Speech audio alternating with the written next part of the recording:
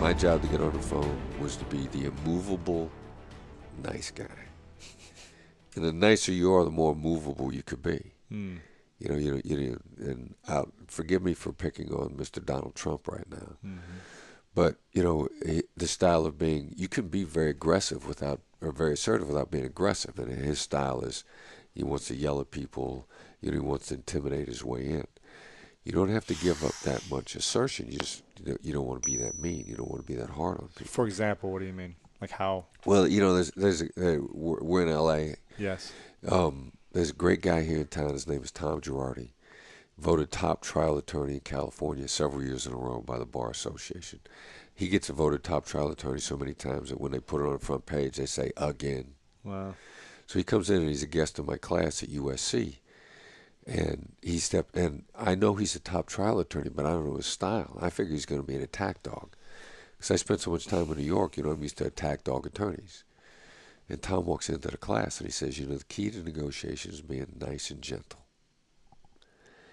Now, what Tom does by being nice is get you to drop your guard. And Tom is an immovable, unrelenting opponent. And that's why he's so successful, and he's ridiculously nice about it. Like, he smiles and he chats with people, and he always talks about how we'll collaborate with each other in the future. You get into an argument with him, and immediately he'll bend it, where he's talking with you about how you and I are going to be successful together 10 years from now, or in the future, which is the same thing a hostage negotiator does. Like, if you're barricading a bank, I'm going to say, my first goal is to get you out of there alive. Well, I picked a point in the future that we can collaborate on. Tom Girardi does this instinctively, and he's just super nice about it. I mean, like, either you're going to cooperate with him because you like him so much, he's never going to let up on you, or more than likely you're going to say something accidentally. And he gets people saying stuff accidentally, and then he doesn't jump on you if you say something accidentally. Right. He lets you say so many things accidentally. What do you mean that you gotta accidentally? give it. Well, like, he loves to get people on uncovering emails that they never should have written. Like, if you send Tom an email saying, Tom, let's go have lunch together, he will not email you back saying okay. Because he doesn't put anything in emails, because that's a downfall of almost every single lawsuit. Somebody who's done something wrong is going to put it in an email. Wow. And Tom knows if he's nice to the other side long enough, he's going to figure out where those emails are. So, and that's what people do all the time. Lawsuits are uncovered.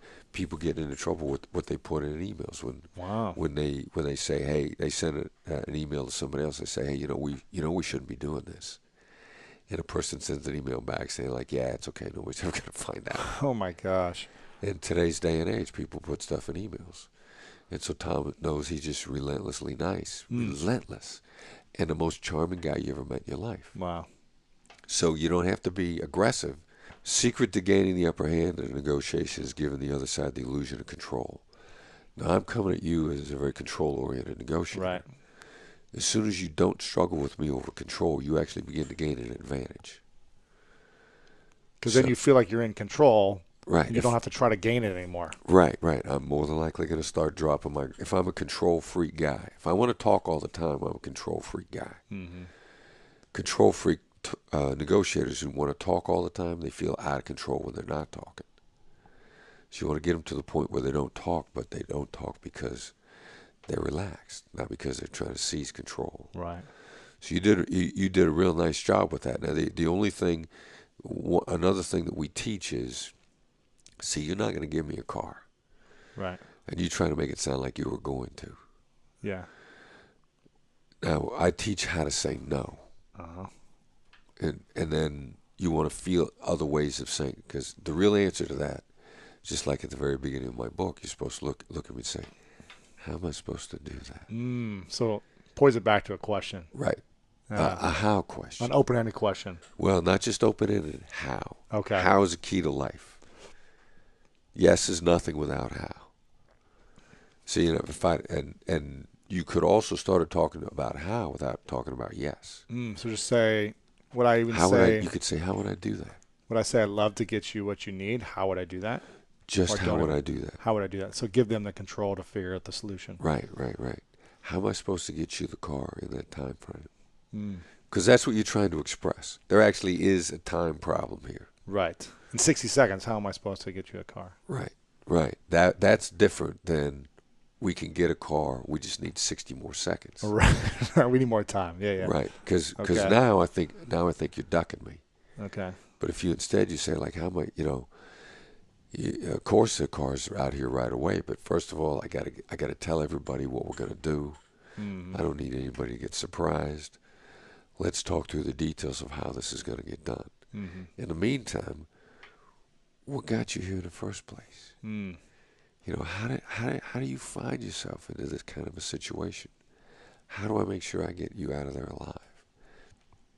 The succession of how questions. How am I supposed to promise to get you a car if I don't know that she's going to come out alive? Mm. You take what you want and make it the path to what I want. Mm. How am I supposed to get you in here if it doesn't benefit me also? Right. So as soon as in any negotiation, what I want is now a means of getting what you want, then that changes the dynamic right away. So how do you deal in a negotiation with the kind of person who has to win, who has to get everything they want? They're very controlling, alpha, Right. and it's their way or no way. Well, getting everything they want is actually third on their list. First of all, being in control is number one on their list, and that's emotionally satisfying. Mm. The second thing is the alpha type, which is, we refer to that as the assertive. The one thing that's more important to them than actually getting what they want is being respected and making sure that you know everything about what they're coming from. So, and it's a classic guy who's working for his boss and said, you know what, my boss didn't do what I wanted him to do, but he heard me out, or she heard me out. Mm. I can live with the direction that we're going as long as I know that my boss knows my opinion. And so that the assertive type of negotiator, it's really more important to them that they felt that they conducted themselves respectably, that you respected them, and that you knew what they were coming from. Mm. And once they know those things, they'll actually soften up on what they want. If they feel disrespected, they'll probably be more frustrated and angry and Right. demanding. Right. So you have Because to when respect. they're very demanding, what they're really saying to you subtly is, I want you to know how important this is to me. Right. I want you to know how important I am. So how do you meet that person? Just come to them with respect or with calm, and or you could say, look, you're impressive. You're phenomenal. you've thought it's all out. This is very. Yeah, I mean, clearly you know where you're coming from. You know what you want. I'm lucky to be talking to you at all. Right. I mean, if were I to sit down with Donald Trump, I would in fact be lucky to be in the same room with him. That'd be the first thing I'd say to him. I'd say, Stroke his ego. You're an American icon. Right. You're the symbol of American business, certainly in New York City. Yeah, stroking their ego is not a bad thing. It's a version of empathy, because that's how they see themselves. Mm. And the emotional recognition, like emotional currency, is not going to solve every deal. I just don't want to try to solve any deal with money when I could have solved it with emotional currency. I'm saving my money. With emotional empathy, currency, intelligence. Right. My money's too important to me to waste it when I could buy something with satisfaction. All right, excellent. Luis, I see you got a hand up. Or Louis, please. Good morning. Thank you. Yeah, Brandon, last time you made some comments on how to deal with analysts and accommodators. Was wondering if you can get a little bit more with assertive people and those that really are stretching things, kind of what the process is to manage down with those and negotiate with those people, and maybe even see how they tick or make them tick in a broader direction. So, all right, fantastic. No, great question, and I'm really glad you asked it, because we were just talking a little bit about Chris, and for those of you that don't know, Chris's natural type is assertive, and I think, to your point about dealing with assertives in general, I think that's a direct effect of his mental fatigue middle of the afternoon, because he spent so much energy aggressively coming at people up until that point in the day, that it's hard to keep up that level of aggression or assertiveness. And it does in fact wear you out, mentally and physically. And so, I think being very cognizant of, somewhat of what we would call a circadian rhythm, right? A little bit, and knowing that they're probably mentally fatigued. And then you could even come at it that way. It's late in the day, boss. I'd imagine you've already thought through a lot of decisions, and you don't really want to think through anymore at this point in the day. Do you have an issue with X? No. Bang, you're out the door, right? And if you're dealing with someone, especially an assertive, that maybe sometimes might forget what they said or forget what they committed to because they were just too busy being aggressive. When you get in that moment, the rule of three is this idea: if we get confirmation from someone in some form 3 times before we move forward. Number one, because people have a tendency to remember things they agreed to 3 times. And number 2, it also creates an emotional moment that we can refer back to later on in the timeline, right? Let's say something blows up. You can go back. When you said this 3 times, how was I supposed to interpret that, right? And so specifically with dealing with an assertive, do you got a problem with me doing X? No. Okay, that's your first of 3 confirmations, as it were, in the moment. You could easily follow that up with a label. Sounds like you're not going to have any issue with this. No, of course not. Please go ahead. All right. And then you could paraphrase it. So you're good with me taking on this effort and handling it this way. Yeah, of course. That's good to go. Go ahead and get out of my office. Now you've gotten that 3 times. And if something blows up or they change their mind down the line, you got that, for all intents and purposes, the instant defense. When we talked about this last week, and I asked you 3 times, what did you want me to interpret from that, right? And now you're essentially off the hook. So that's one. And then another one that's just in general with dealing with assertives. We know that they like to talk, right? They generally have a dissertation they need to get off their chest. Mm-hmm. Mirrors are a great way to navigate your way through that dissertation. And specifically when you're mirroring, right, as they're going on and on, they're going to say stuff that is actually important to you.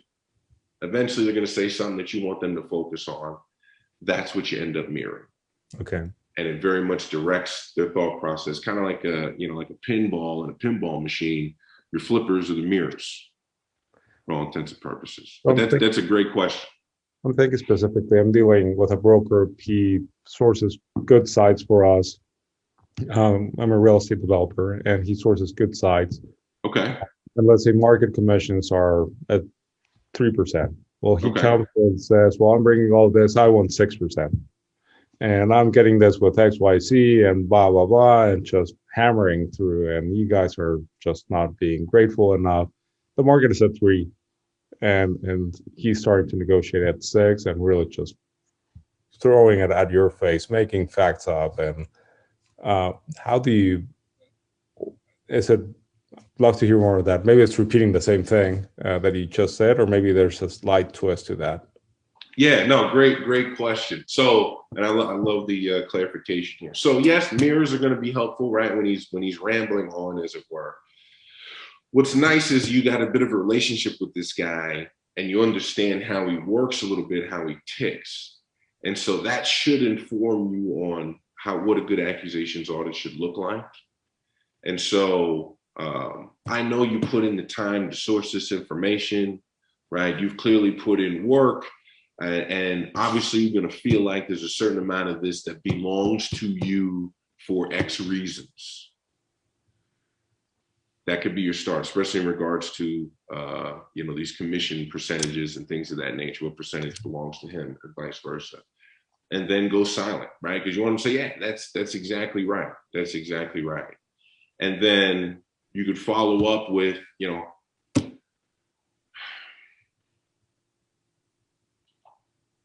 what I got to say next, you're really not going to like.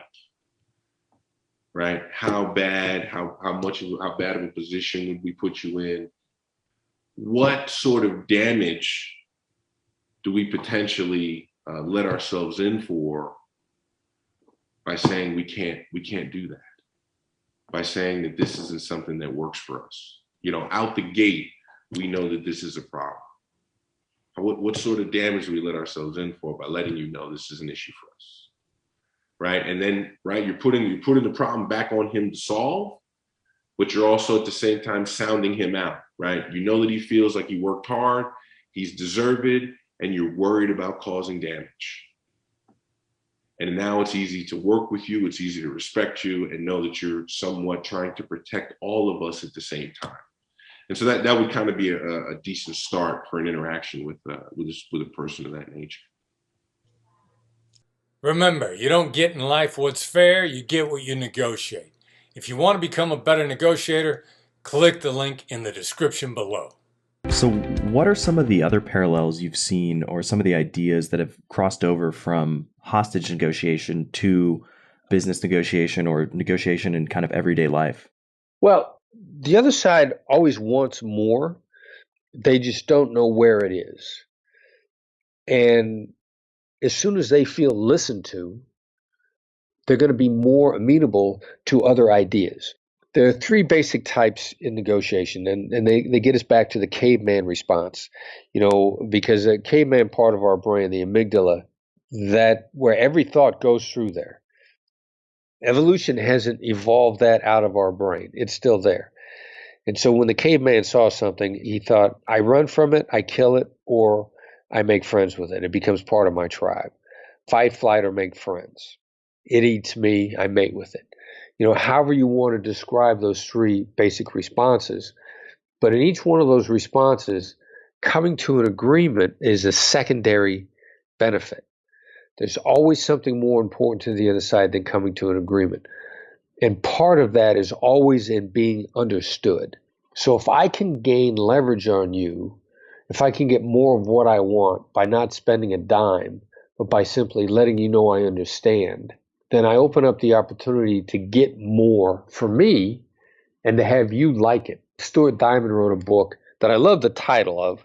It's called Getting More. It sounds very selfish, but it's in fact, what we all want. We all want to do better. Getting more is also about having, from my context, it's also getting more by having better relationships, by having someone want to collaborate with you, by having the same person want to do business with you again, instead of you needing to search for new business counterparts all the time. I have tremendous respect for Donald Trump and what he's accomplished as a negotiator and as a businessman. Understand that he has to change his business venues every few years with this very aggressive approach because people get tired of that aggressive approach. When was the last time he put up a building in New York City that came anywhere near to Trump Tower, the Grand Central Station? Magnificent pieces of real estate that he did back in the 80s. Having to look for new business partners all the time means that he has to continually move from place to place to place. Not all of us have the ability to do this. Most of us, like Warren Buffett, I'd rather be like Warren Buffett because he's got to be not only the richest guy in Omaha, but he may be one of the richest people on the planet. He hasn't gone from place to place to place. And not all of us want to move from place to place to place, almost as if we're in the witness security program. We want to stay in one place and we want to flourish and we want to prosper. And you do that by having great relationships and having people wanting to continue to do business with you. And that's a lot of what this is really designed to do. So you talked about the difference in style between Trump and Warren Buffett. Tell me about how that plays into the sort of the three different negotiating styles, which you touched on as well, and describe a little bit kind of what each of those styles are. Well, one style is a very extremely assertive. I suppose that, even more than saying it's assertive, it's aggressive. And the aggressive style is intoxicating because you beat the other side and you have victory and you celebrate. The problem with that is the more people you beat, the fewer people want to do business with you. And what really comes to pass is I was talking to an executive in an energy company in Boston several years ago, the CEO of the company. And in his industry, he developed a relationship of being a very tough negotiator. And after a while, no one would make deals with him. Everybody that he talked to, if by definition you did business with him, he won, that meant you lost. Nobody wanted to do business with him. And he was in a position, he actually had a deal on his desk that he negotiated every single point with the CEO from the other company, and the CEO refused to sign. Having negotiated and agreed to every point, when it came to signing at the bottom, he wouldn't sign. And he said, I know why this guy won't do this. I've got such a reputation as a tough negotiator. If he signs the deal, it means he lost, and he knows his board's going to fire him because he lost. And that's the residue of being the very assertive guy. When you always win, the other side always loses. And pretty soon people lose their appetite for that. Nobody wants to do business with you. And to all due respect for Mr. Trump, his businesses are spread all over the world. He doesn't stay in one place. He's not putting buildings up in New York City anymore. He's not building casinos in Atlantic City anymore. He'll build a golf course or a resort in one location, and then he'll have to move on. And my assessment is he's left such a toxic residue with each deal that people don't want to continue to do business with him. That's one type. Now, he actually prefers to be understood, interestingly enough, and the book that he's gotten some criticism over as to whether or not he wrote it. I don't know. The Art of the Deal. I don't know if he wrote it or not. His co-author is bad-mouthing him now, which is another interesting residue of being assertive. But I read that a long time ago. And he was more than willing to talk about and describe the people that could handle him. And there are people that have handled him. His son-in-law is one of them. His son-in-law is not one of the assertive, aggressive types. His son-in-law is very analytical. His son-in-law is very quiet. Ivanka's husband, I believe.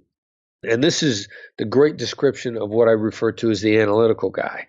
The analytical guy doesn't like open conflict. He sees it as being extremely non-productive. The analytical guy thinks things through, and you will never discuss a problem with an analytical person until they have at least one solution and probably multiple solutions. So the analytical guy, the non-open combat guy, can do very well with the assertive negotiator. And you see that play out in Donald Trump's organization with the people that he seems to have the most respect for. So that's the second type. And then the third type is the person who's relationship oriented, and they make friends. They bring you into their tribe. They want you to be part of their life. They want to have a long-term ongoing relationship with you. They're likable. And there's an interesting statistic that people who are likable, you're 6 times more likely to make a deal with someone you like. And that becomes a very strong tactic to be brought into a negotiation. You can understand that if you're likable, people want to do business with you. That sounds crazy, right? Why would you want to do business with somebody you like as opposed to somebody who feels like that they got punched in the face by you? So likability is a third core attribute. And in my view, the great negotiator combines all three types. The great negotiator is assertive without being aggressive. The great negotiator thinks things through and comes up with multiple options. And the great negotiator develops a good relationship with you and is very likable, and you want to continue to do business with them. So whatever your default type is, I'm here to tell you, don't discard it. Add to it by evolving and improving, not by changing. You've said before that you would never lie to anyone that you're not going to kill. My question is about negotiating with an assertive personality, and I'm an accommodator, and he has anchored high in this business negotiation, and hopefully so he's got something I want. Just trying to figure out how we could best work him down a little bit. All right. So there's a couple of things there. First of all, you identify this person as an assertive. Of the 3 personality types, I should say all 3 of the personality types have something as important to them as making the deal. And what do you think that is for the assertive? Let me back up. Let me give it to you. Let me tell you what the accommodator likes more than the deal. Let me tell you what the analyst likes more than the deal, and I'll throw it out to you, Steve, as a question, what you think the assertive. For the accommodator, what is as important to them as making the deal is maintaining the relationship, particularly maintaining the relationship in the moment. That's most important to them. You can get into a room with an accommodator and you guys can come up with absolutely no resolution to what you're talking about, but the accommodator will feel good as long as the relationship is still there. The analyst, what's as important to an analyst than making the deal is data and information. As an analyst, if I go into a negotiation, I don't care. I mean, I do care, but if the deal falls through,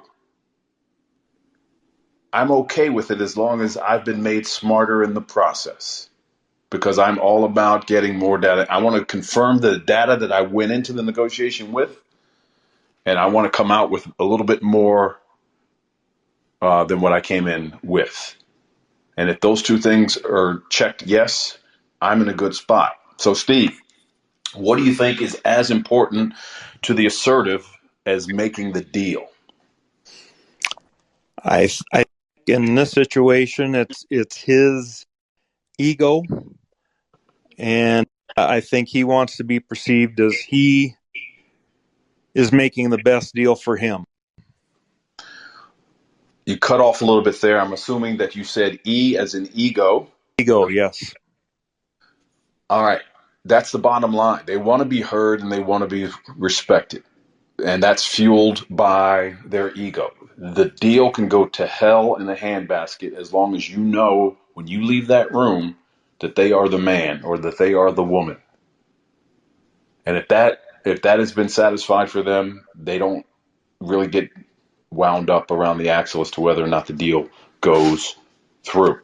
And so understanding what's important to them, to be heard and respected.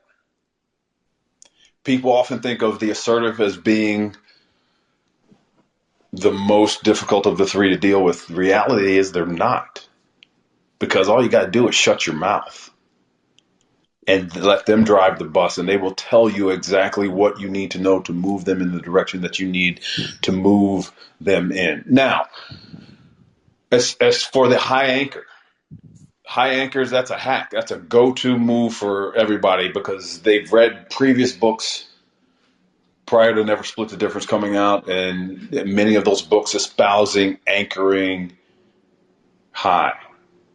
When they know for a fact that everybody else on the other side, everybody else who's receiving that high anchor, knows that nobody anchors where they intend on ending up. And so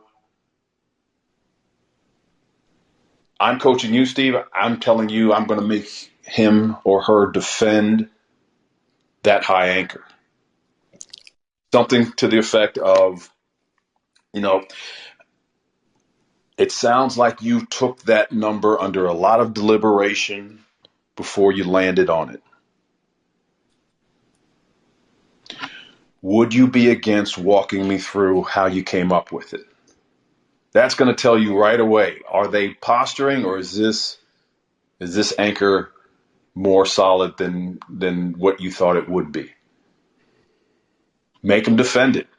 Let's figure out where that's coming from.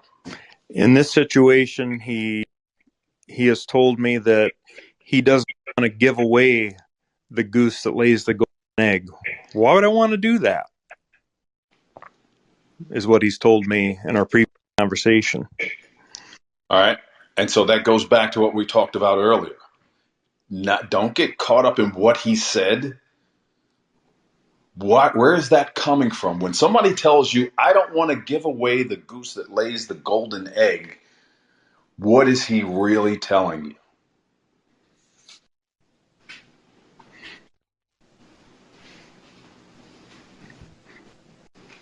That he's got a business that has a lot of cash flow, and why would he want to give it away for a cheap price? It goes deeper than that, Steve. It goes deep. It's more primal than that. It's more animal than that.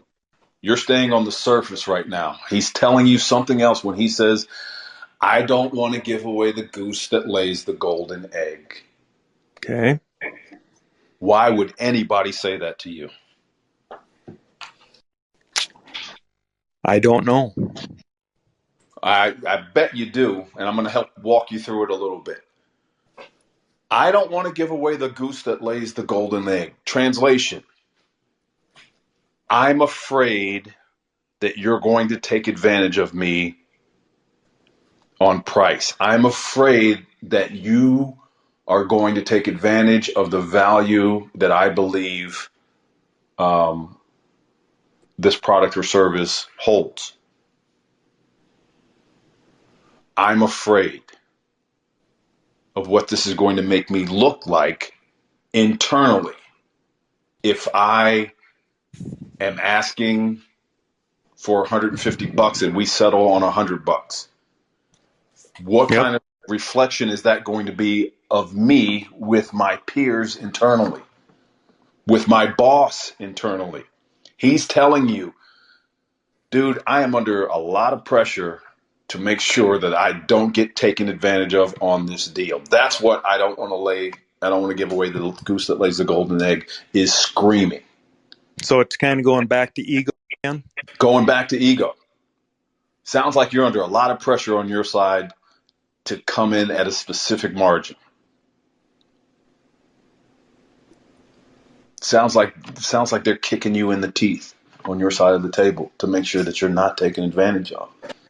Yep. It sounds like you've been burned in the past. That's what it is. It's a fear of something that has to do with his ability to save face.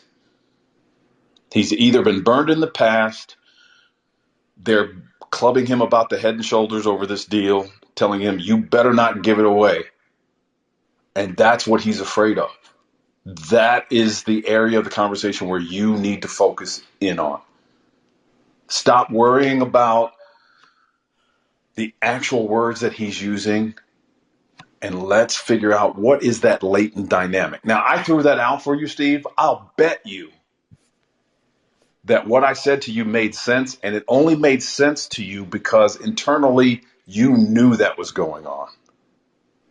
You knew that's what that statement meant. You just probably couldn't articulate it because you're still doing this at a surface level. Most of you are still doing this at a surface level. I want to get you off of the surface. Well, And part of that is because I'm a slow guy from South Dakota, so I'm really just slow. yeah, well, you said that, I didn't. But what I will tell you, Steve, is that what you have going for you is you're a human being. And you have the same human nature responses as everybody else. Fear drives you to do certain things. Fear is driving your assertive counterpart into doing and saying certain things. And we collectively as people get so shook up by the fact that somebody says, you take this out of the contract or we're not going to sign. And then we start to freak out and we go back to our people and we say, we got to do something or they're going to walk. When the reality Would is, the you need way to to work figure out where around that's that coming from. be rather than take away or we're not going to sign, if he added in more things and we'll sign? It's the same thing. It's the same thing. If they want something added, what are they telling you? You, Steve, are getting all freaked out that he wants to add certain things to it. What does that really say? That he's afraid he's not getting enough, that he's not seeing the value of what's already on the table, and he wants you to sweeten the pot. So let's go after that fear of not being provided the value to find out what's generating that, what's causing that. Pushbacks, objections, changes to agreements are all cloaks for fear of something. And that's what we need to focus on, not what they're actually asking, saying, or doing. Yep. Yeah, I think you're right. I mean, it's an ego thing. I think it's a save face thing. And that does make sense to me now. Excellent. Thank you. Yes, sir. Good morning. Thank you. Yeah, man. Brandon, last time you made some comments on how to deal with analysts and accommodators.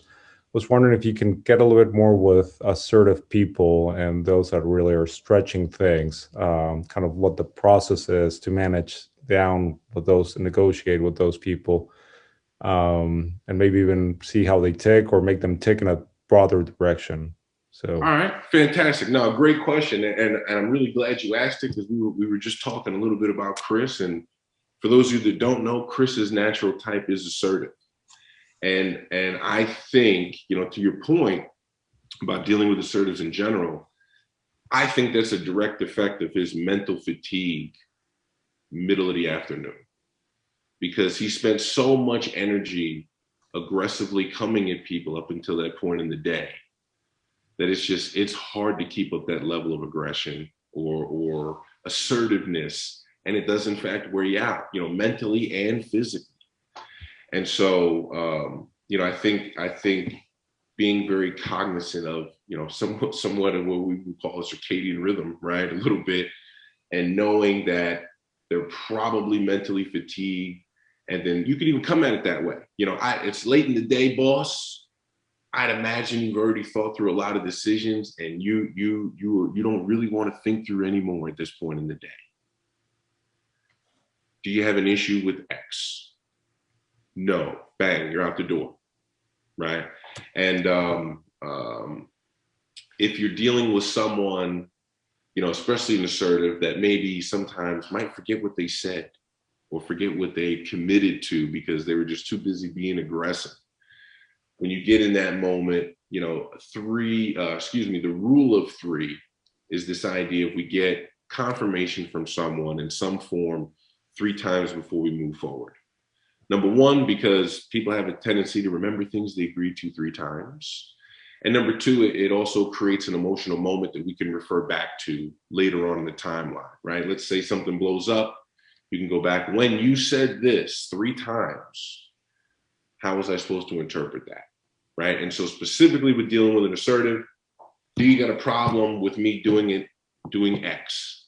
No. Okay, that's your first of 3 confirmations, as it were, in the moment. You could easily follow that up with a label. Sounds like you're not going to have any issue with this. No, of course not. No, please go ahead. All right, and then you could paraphrase it. So you're good with me taking on this effort and handling it this way? Yeah, of course. That's good to go. Go ahead and get out of my office. Now you've gotten that 3 times, and if something blows up or they change their mind down the line, you got the, for all intents and purposes, the instant defense. When we talked about this last week, and I asked you 3 times, what did you want me to interpret from that, right? And now you're essentially off the hook. So that's one. And then another one that's just in general with dealing with assertives, we know that they like to talk, right? They generally have a dissertation they need to get off their chest. mm-hmm. Mirrors are a great way to navigate your way through that dissertation. And specifically when you're mirroring, right, as they're going on and on, they're going to say stuff that is actually important to you. Eventually, they're going to say something that you want them to focus on. That's what you end up mirroring. Okay. And it very much directs their thought process, kind of like a pinball in a pinball machine. Your flippers are the mirrors, for all intents and purposes. But that's a great question. I'm thinking specifically, I'm dealing with a broker. He sources good sites for us. I'm a real estate developer, and he sources good sites. Okay. And let's say market commissions are at 3%. Well, he Okay. comes and says, well, I'm bringing all this. I want 6%. And I'm getting this with XYZ and blah, blah, blah, and just hammering through. And you guys are just not being grateful enough. The market is at 3. And he's starting to negotiate at 6 and really just throwing it at your face, making facts up. And how do you, is it, love to hear more of that. Maybe it's repeating the same thing that you just said, or maybe there's a slight twist to that. Yeah, no, great question. So, and I love the clarification here. So yes, mirrors are going to be helpful, right? When he's rambling on, as it were. What's nice is you got a bit of a relationship with this guy, and you understand how he works a little bit, how he ticks. And so that should inform you on what a good accusations audit should look like. And so I know you put in the time to source this information, right? You've clearly put in work, and obviously you're going to feel like there's a certain amount of this that belongs to you for X reasons. That could be your start, especially in regards to, these commission percentages and things of that nature. What percentage belongs to him, and vice versa. And then go silent, right? Because you want to say, yeah, that's exactly right. That's exactly right. And then you could follow up with,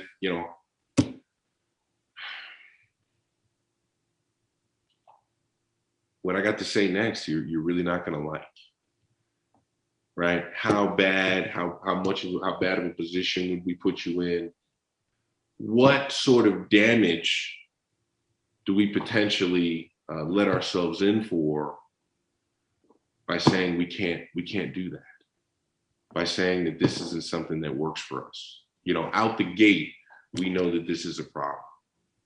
What sort of damage do we let ourselves in for by letting you know this is an issue for us, right? And then, right, you're putting the problem back on him to solve, but you're also at the same time sounding him out, right? You know that he feels like he worked hard, he's deserved, and you're worried about causing damage. And now it's easy to work with you, it's easy to respect you and know that you're somewhat trying to protect all of us at the same time.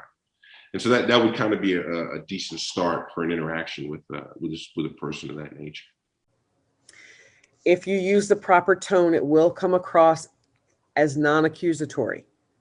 So, when you consistently disrupt the meeting, I feel like I'm wasting everyone's time because we're not getting done what we need to get done.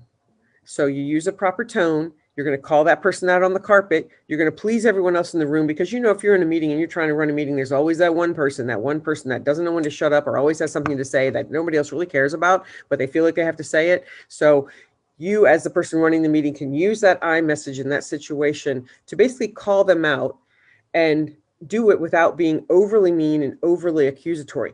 But it is still assertive because, quite frankly, you just called them out in front of a room full of people. So you are being assertive. But I can promise you that everyone in the meeting is noticing, and everyone knows it's that one person that they always do this. So if you don't address it, it causes you to look weak. So if you do address it, it makes everyone else happy because you've called that person on the carpet and you're going to stop wasting their time. But I will say, after that meeting, if you use that technique, you need to pull that person aside and basically address the situation. Okay. Seems like I may have put you on the spot in there. It feels like, you may be a little upset with me for calling you out, and you need to address that behavior. Otherwise, you're going to create a little monster there. So you need to smooth that over after that meeting if you do call someone out using that I message. Okay. An I message can also be used to address an ultimatum. So if someone gives you an ultimatum, it's either this or this, you can say, when you give me an ultimatum, I feel like I'm backed into a corner because it limits all the options we have moving forward. Okay, so anytime someone gives you an ultimatum about something, it's very good to throw that I message at them. Okay. Once again, use it sparingly because it is very assertive. Do we have questions on the I message? Yes. I was trying to type. I think we'll pull it up. Is it Archana? I don't want to say your name wrong, but if you can come off of mute. Yeah, that's correct. It's Archana. Okay. Yeah, my question was, when you use this I message, could it be misconstrued as perhaps you are the only one in the room feeling that way? And how do you make sure that you're basically speaking for the group or everybody and not just portraying your individual personal emotions? Right. Good question. One thing I will say is because you should use it sparingly and it's very assertive, you want to try other methods first. So if you have this person that's constantly disruptive, you can say, wow, it seems like you have a lot to say today. Seems like you have something to add to the conversation. You can try anything to point out, hey, you're overdoing it. You can try labels and other things first. You should use this kind of as a last resort and to really call them out. And by that time, if you've tried to address this behavior, you can read the room. You can see everyone else's nonverbal reactions in the room to know. If you see people going like this, like, geez, here this guy goes again, you're going to know that you feel the same way. Everybody else feels the same way as you. And so addressing the situation is going to be the best way to handle it. Now, if this is somebody and you're in a meeting and it's someone you just have this personal thing with, that everything they say irritates you, might not be the best time to use an iMessage. That might be something you deal with in private outside of the actual meeting. Because if no one else has a problem with this person and you call them out with an iMessage in front of everyone, you're the one that's going to look like the big bad bully. So you kind of have to read the room first. Okay, if that makes sense. And if it's someone you know you have a personal issue with, you can still use the iMessage. You just don't want to do it in front of a room full of people at that point. Make sense? Thank you. Right? You have the I versus we. If you're in the room and you're looking around the room and everybody's rolling their eyes every time that person says something, and you could tell that it's dragging a meeting along, and you'll see it by everybody's body language. That's a time if it becomes so persistent that it's just counterproductive to the meeting. That's when you want to use that I message. Get it out there. Usually that one individual, everybody else is going to smile, or in their face, they're going to be showing you that that's what I wanted to say, but didn't have the courage to say. And you'll move on from there because they'll see it. You can read a room, and most people can read the room. If you walk in the room and everybody start talking, you get nervous that they're talking about you. Same thing when you're in the room and you see one person doing things that's counterproductive and everybody else is genuinely trying to get this meeting accomplished or get everything done. You'll see that from the person. Absolutely. Good. That was a good question. The other big problem with tactical empathy, the execution, the demonstration of tactical empathy, is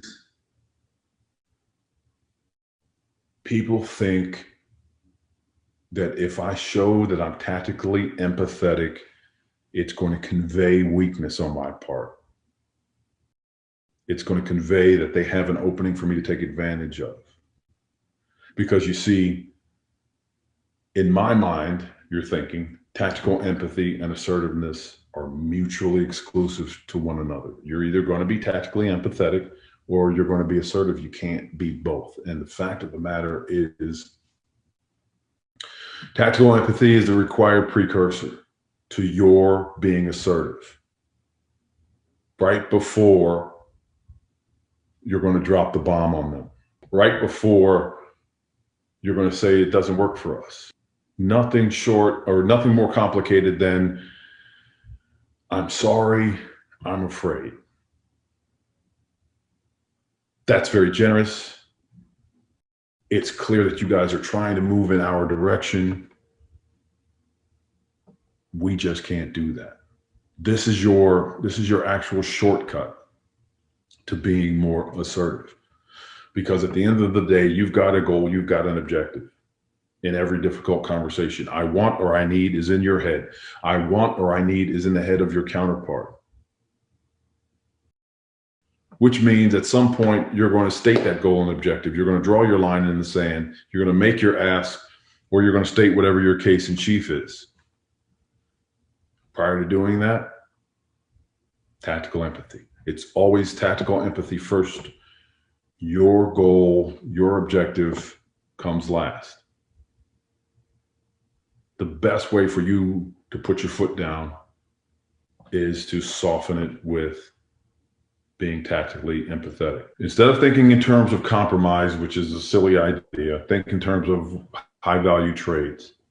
What can you trade this person in order to keep the value levels satisfied on both sides? That doesn't have to do with cutting your price. What else is there? How can you convey that there's no more movement on price? High value trades. Brandon? Yes. There's a question in the chat. How do we deal with assertives when we know we can't give them what they want up front? Great question. So, first of all, the number one tool to use on an assertive is going to be a mirror. We talk about rapport and info gathering in the last session. We will go over mirrors then. Why is that good? Assertives have a tendency to talk a lot. They have a tendency to browbeat you with their point of view. They don't like to be interrupted, and it's very counterproductive. Mirroring helps them connect their thoughts together, lets them know you're tracking the whole time, and gives the implication or the understanding that you get it without having to do a full summary or without having to say the words, I get it, or I understand, or please go on. What do you mean by that? You can use the mirror. So first of all, you have to have mirrored them a bunch. The other part of this is not every negotiation should be turned into a deal. Part of any negotiation is essentially a qualification process. Should I be doing business with you? We talk about in the book, all of you have seen this. No deal is always better than a bad deal. No deal allows you to free up your time and attack the next great opportunity that's actually going to help you. A bad deal will put you through 3 to 5, sometimes I feel bad for some of these people in the corporate world, 10, 12 years of heartache and pain. I got a client right now trying to break loose from, I won't name the company, but wanted to get in bed with them because they are who they are. They have had a year of heartache. And all we talk about in our coaching sessions is how to amicably sever that relationship, because they have performance things that got to get done. There's demands that need to be met, and they can't stand dealing with these MFers anymore. And so if you can't give them what they want, maybe that's a good thing. And so not every deal should be made. When dealing with an assertive, mirror, you hit the nail on the head before you start laying out demands in the form of iMessages or potentially thought-shaping questions. Can you put an example, but on a business, like a business example, how somebody could be assertive on a business negotiation?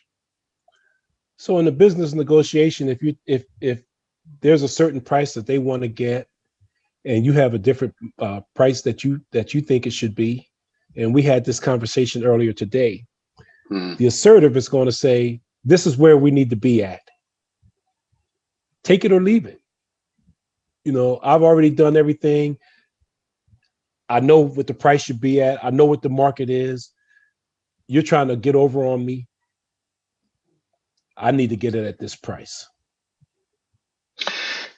Okay, so that's good. I'm that type, you know, but also analyst, because when it comes to negotiations, you always want to be hearing the other part, that's analyzing what they want and what they need. But then if it comes to time for a negotiation for a price, you know, this is the best I can do for you, but it doesn't accommodate for what you're looking for. Perhaps there's other options for you. So these are two types combined, correct? So yeah, you're absolutely right, Ricardo. But here's what I want you to think about when you're thinking about your type. When you've got skin in the game and you're in the room with me and I smash you in the face with the brick, what are you going to do? When I come into the room and I start attacking you with ad hominem attacks about your company, about your character, about your integrity, about your product, about your service, what are you going to do? When the emotions are high, pressure's on, and I'm painting you into a corner and I'm limiting your options, what are you going to do? Still be analyst, you know. We're going to fight, we're going to make friends, or we're going to run. So don't think of this in terms of who you are and who you're trying to identify. Don't think of this in terms of your day-to-day life, because in your day-to-day life, yes, you have to be some of everything. But I'm talking about when you're threatened. Right, in the heat of the moment. Where do you go? It's you know, it's funny you say that, because Mike Tyson used to say everybody has a plan until you get punched in the face. we right? use that all the time. That's exactly right.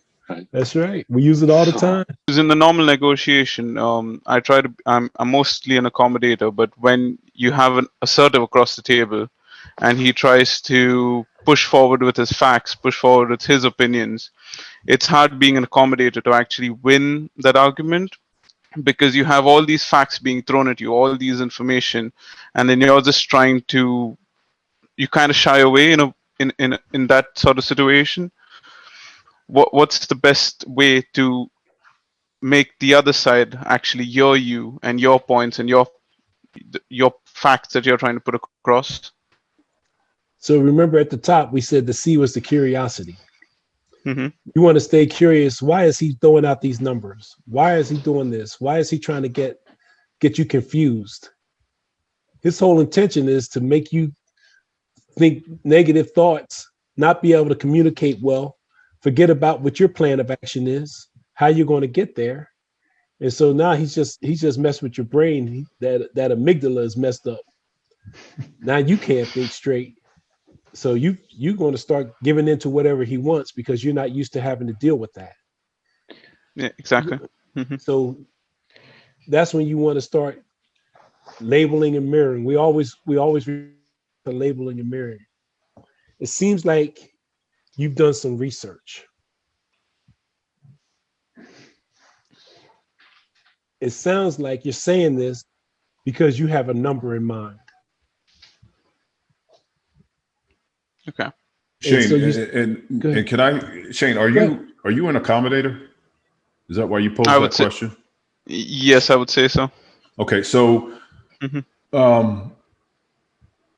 an accommodator dealing with an assertive, think to yourself, first of all, they love dealing with you because you guys will get smacked around the room and enjoy it and not say anything about it. I've had that once or twice in the past, to be honest. Right. And so first know that going in, the assertive automatically enjoys being in the room with you. You are at an advantage because all you have to do is shut up to maintain the relationship. If they're talking, to Troy's point, you are learning. And most people view the assertive as the most difficult negotiation partner when in reality, they're the easiest. They're the easiest to deal with because I don't have to say anything. They want to drive. They want to pontificate. They want to tell me how smart, brilliant, and just bad they are. And so I let them do that. Now,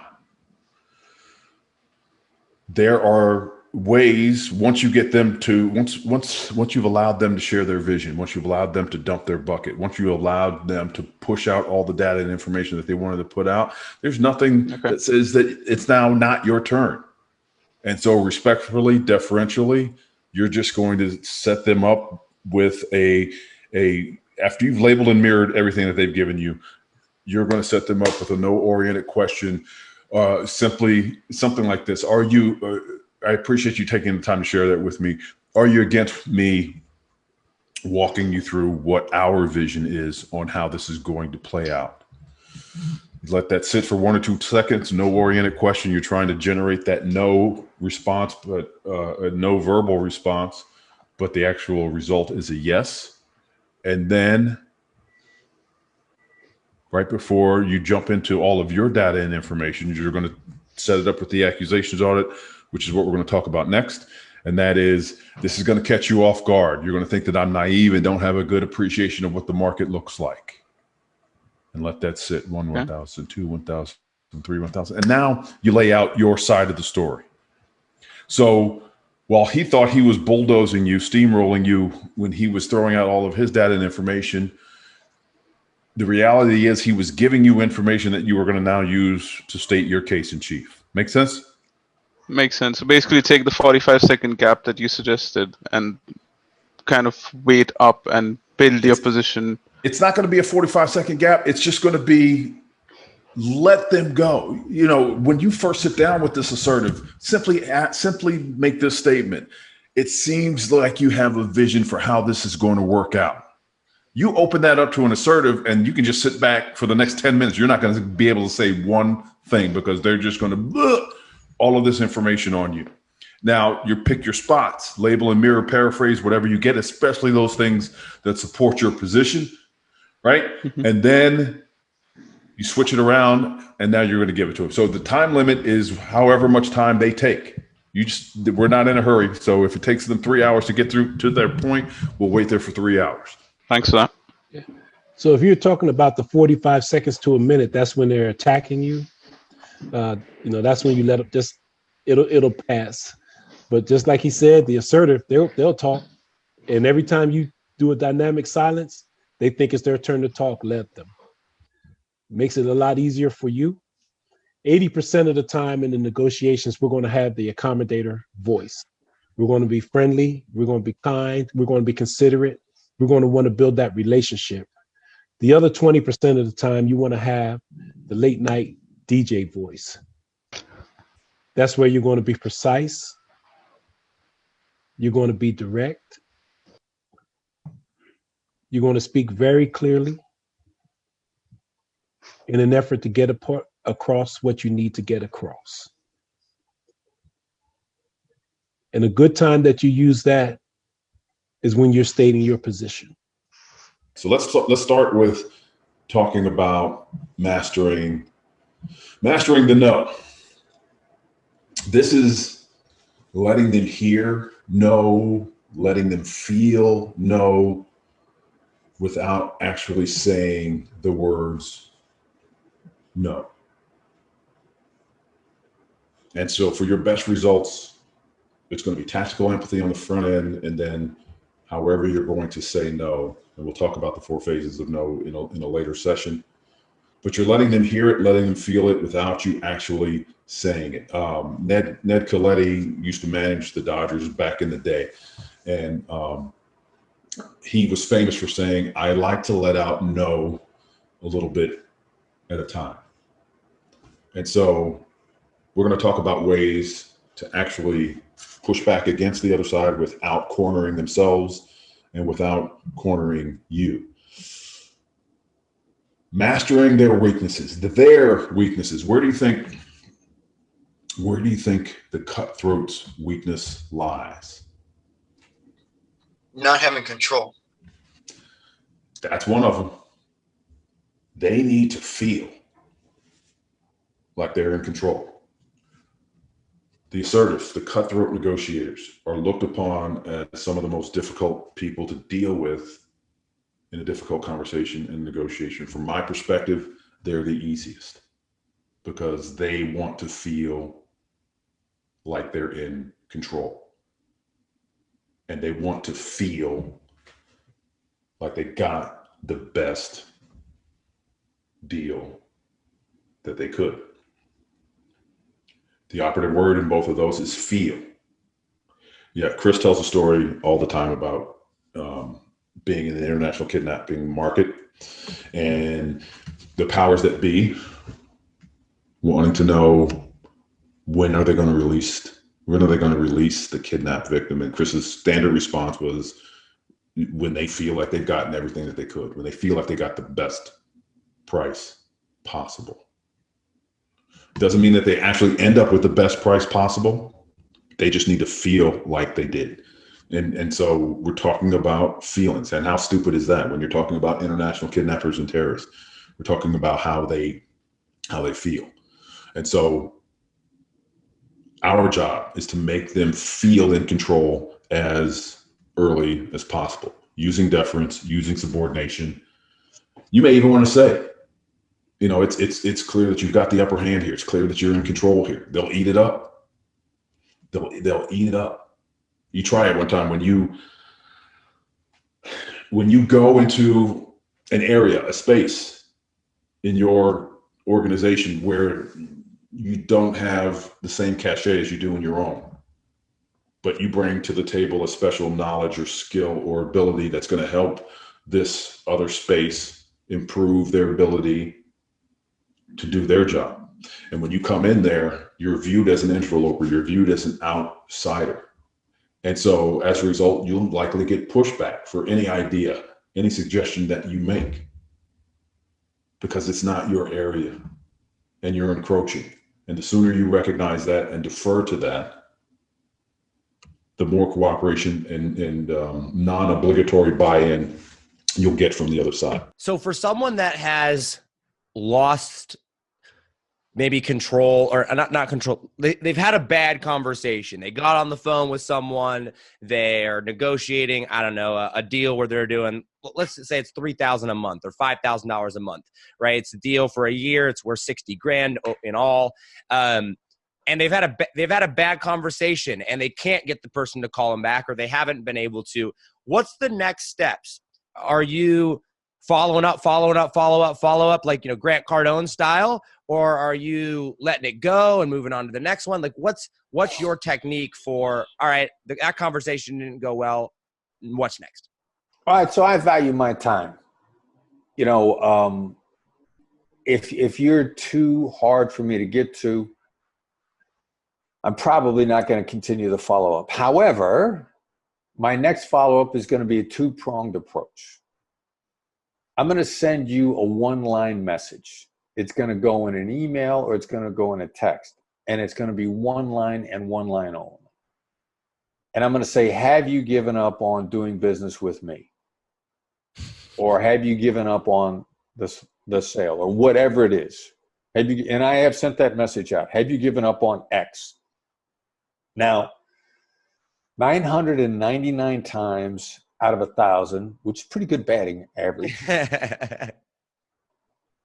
I'm going to get a response back somewhere between 3 and 30 minutes from sending that out.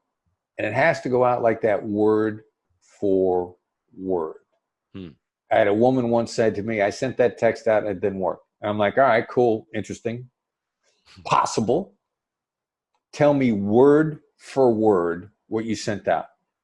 And she said, yeah, well, I thought that sounded a little harsh, and so instead of saying, have you given up on doing business with me, I sent out a message that said, should we give up on having lunch together so we can discuss the process? I'm like, I wouldn't answer that either. Yeah.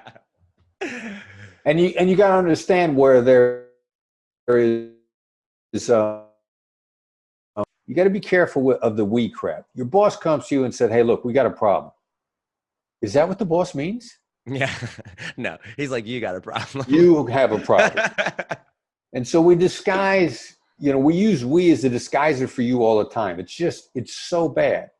So the one line is, have you given up on doing business with me? Word for word. Now, you're going to get a response in anywhere from 3 to 30 minutes. I'm not kidding. But now, what do you do to follow up? They haven't been listened to. They're not talking to you because you've shown them that you don't listen to them. So when you get them back on the phone, what you have to do is summarize the perspective from their situation.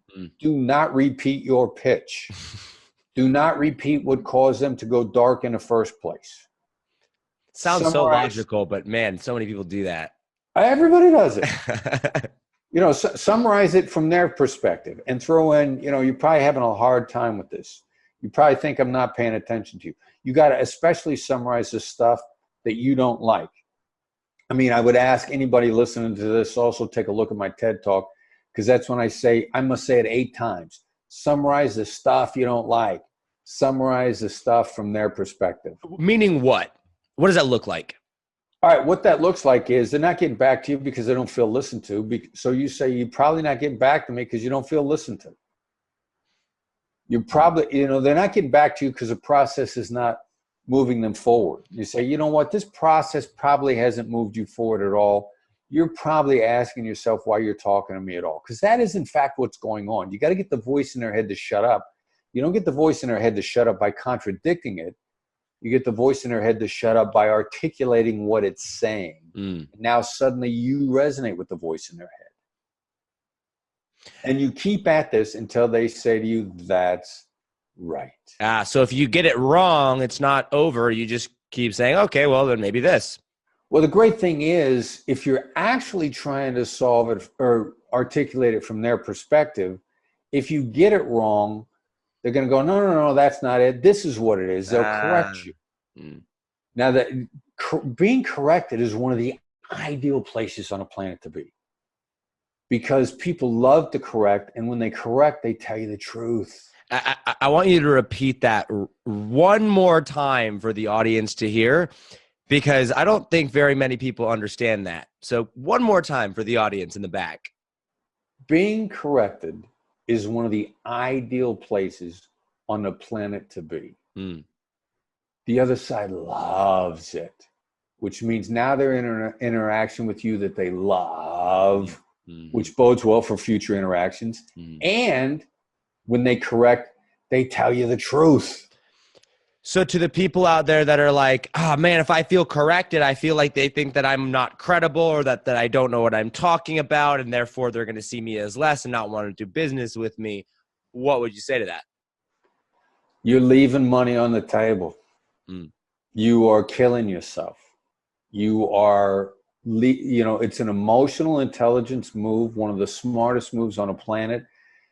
And your fear is getting in your way, and your fear is stopping you from living in a bigger house. I love that. I love that.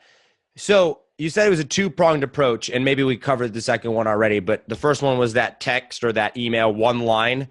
What was part two of that? Yeah, get a that's right out of them. Part one is to get a no out of them. Part two is to get a that's right out of them. You get a that's right out of them. Now, your next move is exactly this. I'm going to do it perfectly. Dead freaking silence. Shut the front door. Shut up. Let them fill the void. So if they reply back, you just don't reply. When you get a that's right out of them, they will never be more inclined towards you than they are in that moment. The secret of negotiation is letting the other side have your way. At that point in time, let them give you the deal. Let them outline it for you. Now, in the extremely unlikely event that they don't, but you have to give them a chance to do so, count 1,000s in your, 1, 1,000, 2, 1,000. If you get to 10, and only if you get to 10, then you say, how would you like to proceed? And that's if you're on the phone with them, not via email. Exactly. I mean, it's hard to get a that's right out of somebody via email. Emails are bad moves. Emails are playing chess, and you don't want to make 7 chess moves in one email. So this is on the phone in person. So you get out. Okay. All right. Get a that's right out of them verbally. Shut the front door. If you count to 10, and you will not, you will get to 3, and they'll start talking again. But in the event you got to wait to 10, very deferentially, you hit them with the magic H question. How would you like to proceed? How would you like to proceed? Now you know the roadmap, and you know the best possible roadmap. If it doesn't work for you, you just made yourself smarter, and you move on. That's awesome. That's so good. What would you say to people, and you've mentioned this several times in this. You just recently opened an art gallery and just started in business? I've had my business for 23 years. And you deal with pushovers on a regular basis? I deal with rich people. And billionaires? Billionaires, yes. And they get used to getting their way? They do get their way. They plow over everybody, or and try to. You recently found a book. Your brother talked you into it. Yes, I did. Thank God you listened to your brother because you didn't want to read the book. I'm fairly successful, and I usually don't fairly have successful. roadblocks. I think you're ridiculously successful, right? Well, I'm okay. I'm good. I feel I'm lucky, but I had one situation that was really bothering me it was over 3 years, an agreement that had just not been honored, and I was trying every which way, in the ways I thought were natural to me, to basically push back, and the tougher he got, the tougher I got. And we just kept going back and forth, and he had dug his heels in, and I was just basically punching the air for 3 years. Yeah. And then I read the book. Yeah. Thought, okay, I'm going to try it, and there's no way it's going to work, but I'm going to try it. I'm going to try. And literally within 7 days, I got a wire for $700,000. You are awesome. And I was shocked. Truly you were shocked. working on it for a year, and you solved it in 3 years. 3 years. Solved in 7 days. This was outstanding. This issue. We couldn't come to a meeting of the minds. Sound like you were outstanding.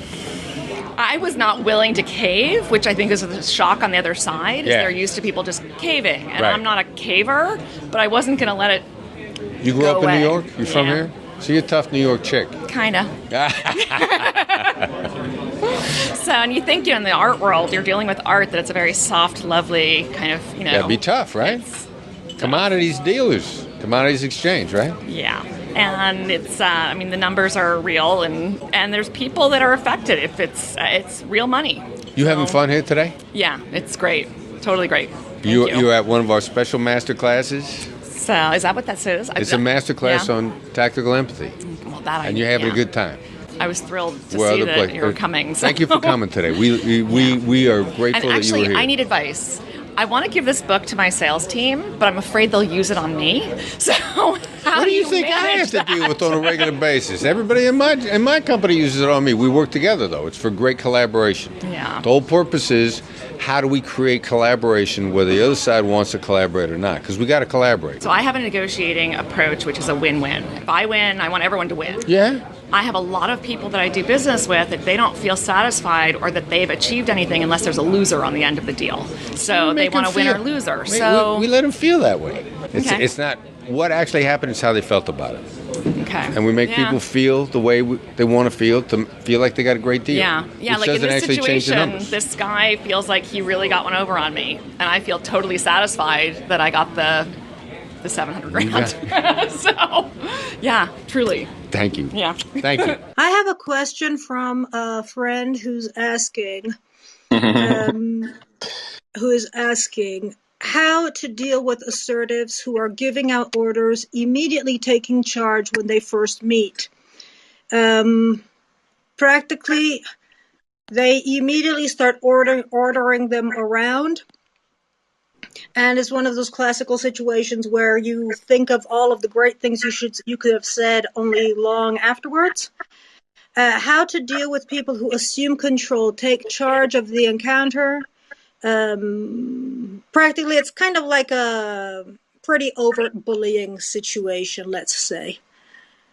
Avoiding meetings with people is not always possible. With these kind of people is not always possible, especially in a work environment. So how do you, like even referring to ego authority failure, how do you handle a situation like that? All right, so let me ask you a question before I answer, Amber, and that is, when you are subjected to that kind of behavior, what does that do for you? Emotionally, internally, cognitively, what does that do for you? Okay, knowing this person, it probably causes her to freeze. Me personally, when people do that to me, it depends on the situation. It can either trigger an angry response, or else I personally go into differential mode. I switch on my customer service hat. It's not always the case, of course. Mm-hmm. However, this person in particular is often bullied at work like this, and has been trying to deal with the situation best they can. They just don't have many techniques down. Yeah, understood. So the first thing that I would recommend that you share with them is, we're always, with the Black Swan method, we're always on the hunt for the motivating factors. What's driving the behavior? We get so wrapped around the axle that this person comes in and throws their weight around and gets bullied and takes over the show on every project that they get involved in, and how that makes us feel, that we don't look at what the driving motivation is behind the behavior. For every behavior, for every statement, for every question, there is a reason behind it. And your challenge, your friend's challenge, is going to be, how do I uncover what that real reason is? Part of that is going to be intuitive. Part of that you're going to pick up simply because your gut is telling you. If you're willing to listen, that's where most people fail, is that they're unwilling to listen to their subconscious. Your brain is a powerful supercomputer. They've been trying to duplicate the computing process of the brain in desktop and laptop computers for decades, and they cannot do it. Your brain, your conscious brain processes probably 40 bits of information per second. Your subconscious brain, i.e. your intuition, your gut, processes 20 million bits of information per second. There's a lot of data coming at you from the other side that's going to scream at you what's going on with them. That's where your frame of mind needs to be, is determining what is motivating the behavior. The bullying is incidental. The taking over of the conversations, and being very aggressive is incidental. There's something that's driving that.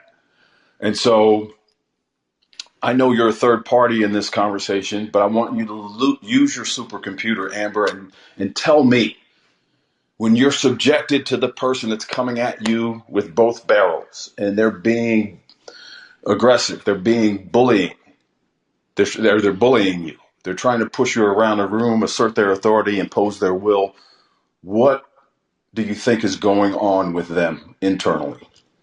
They probably feel threatened. They probably trying to take over control because they see like they're afraid that you will maybe outshine them or something of the sort. Like especially if it's a situation where it's a boss dealing with a millennial, like an older boss dealing with millennials, for example. That's one thing I've noticed. Very often these people, they have a very little self-esteem, and they see the other person as, like the other day with Sandy, we're talking about the body posture.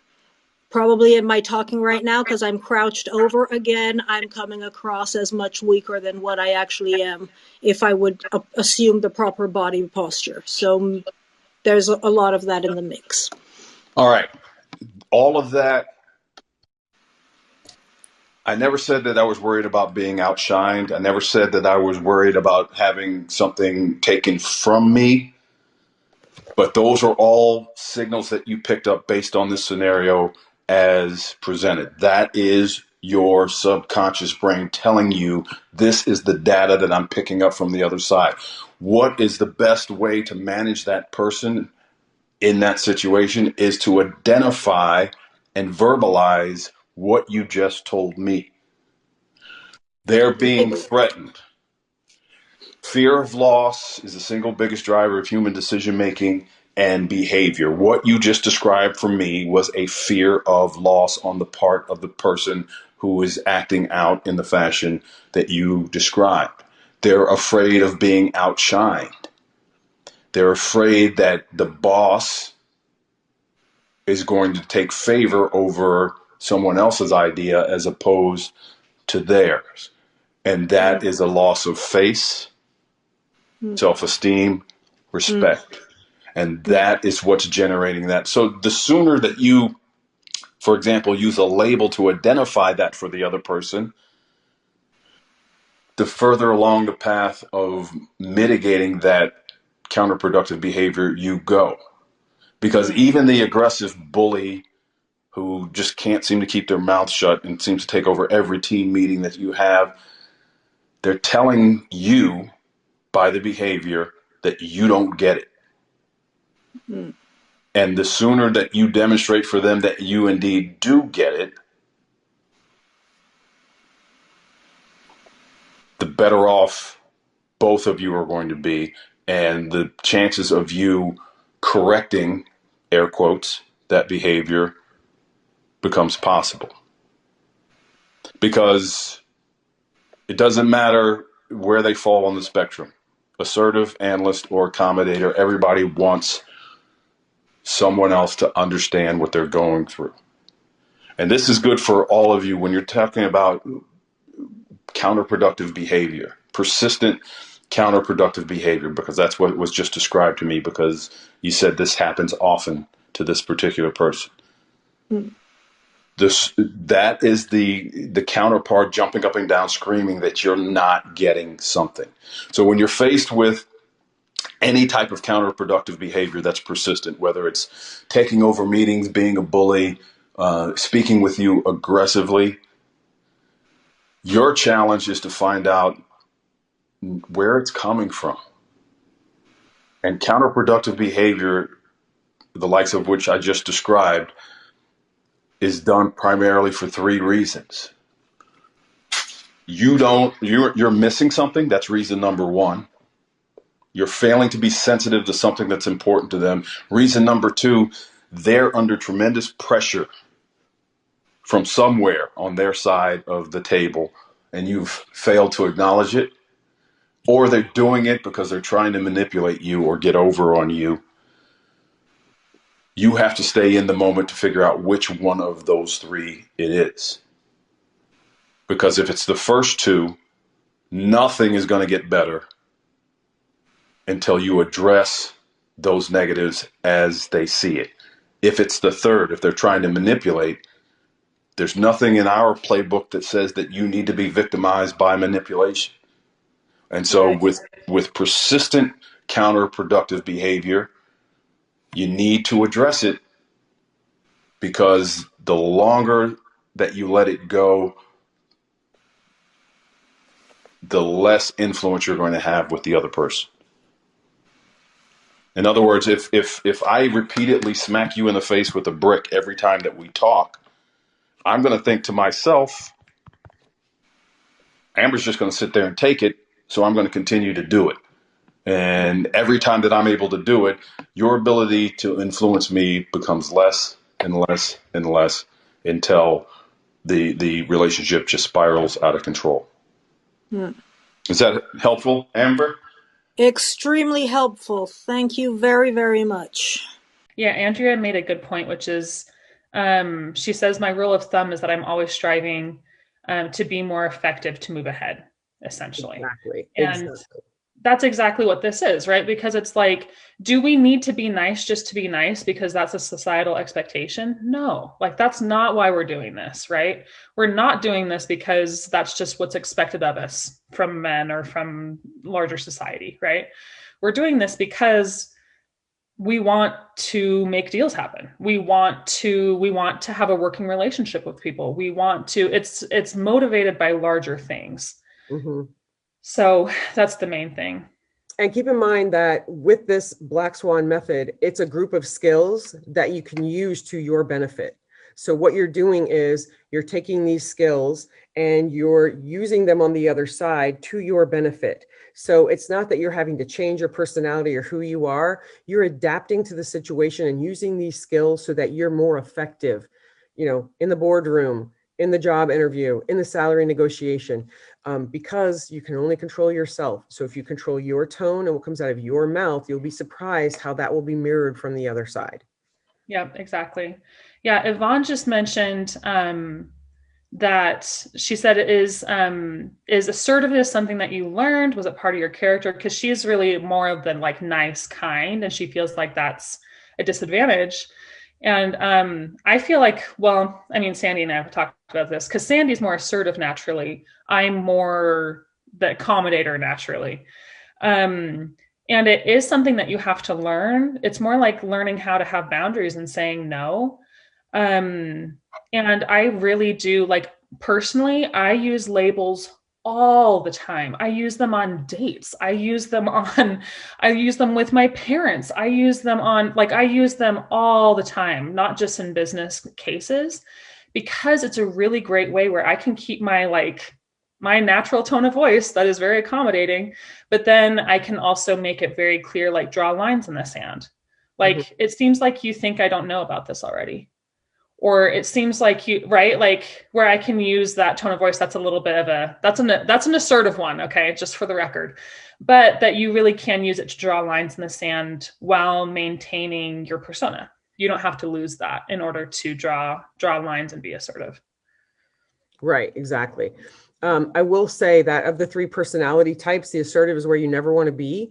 So if you are naturally assertive, it's actually harder for you, because when you're using these skills, the place where you should live, your go-to place to use these skills is as an accommodator, because 80% of the conversation is going to be in that playful, friendly, nice voice. It's when you get to your pitch or your ask, when you want something specific from someone, that's when you're going to go into that analyst voice, and that's the lower octave, not quite as friendly, very serious, very, monotone, because that's going to draw attention to what you're saying, because that's what you really want them to listen to. So you're playful and friendly until you want to come across with, this is the important thing that I'm talking about. You're going to go down, you're going to slow down, and they're going to focus in because you just changed everything. And you'll be surprised to see how people will literally focus in on you when you start to change that voice, because you're actually manipulating them without doing it. You flip a little switch in their brain when you use that voice. Okay, so that's where you should be the other 20% of the time. If you want to be assertive, go to the gym, punch a punching bag. scream and holler, throw some paint at a wall that's supposed to be having paint thrown at it, do something else. It is hard, I will say, if you are naturally assertive, to hold yourself in that accommodator's position. It's exhausting, because for me, I'm just naturally blunt and sarcastic, and you know, I'm that's just me. I'm unfiltered 90% of the time. So you really have to try hard to stay in that accommodator place. So if you are an accommodator, don't work toward being more assertive, because you really don't need to be. These skills work best from an accommodating viewpoint, okay, with that accommodator's voice. That's where they work the best, because you know you're not going to come across as something that people can get defensive toward if you're in the accommodator's voice.